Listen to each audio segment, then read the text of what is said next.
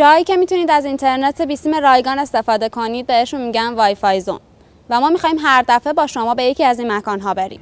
این بار کافه پراگ.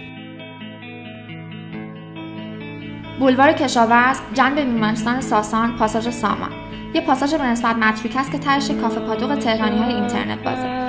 اگه کافه بلاگ سالها پیش توی میلیون محسنی نهایت تلاشش رو کرد که قشر وبلاگ نویس کافه نشین رو جذب خودش کنه، حالا این پراگی‌ها هستن که میتونن این موفقیت رو برای کافه خودشون جشن بگیرن. کافه پراگ 8 مهر 88 افتتاح شده. یه پروژه خانوادگی با مدیریت امیر و البته با کمک و همکاری دو دوستش حمید رضا و پوریا.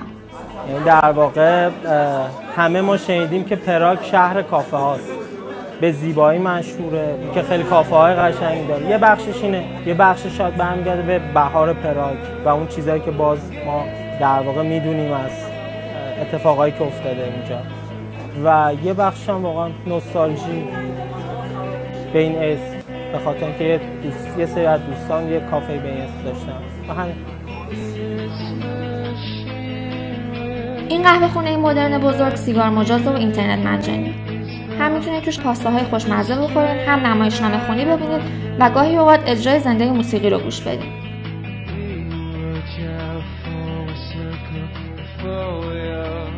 خیلی‌ها دیگه اینجا پراگی دائمی شدن. هر کدوم هم دلیل خاص خودشون رو دارن. دنج بودنش، وب باز بودنشون، یا مثلا دیدار با آشناهای همیشه حاضر و یا شباهت این محیط به فضای مجازی.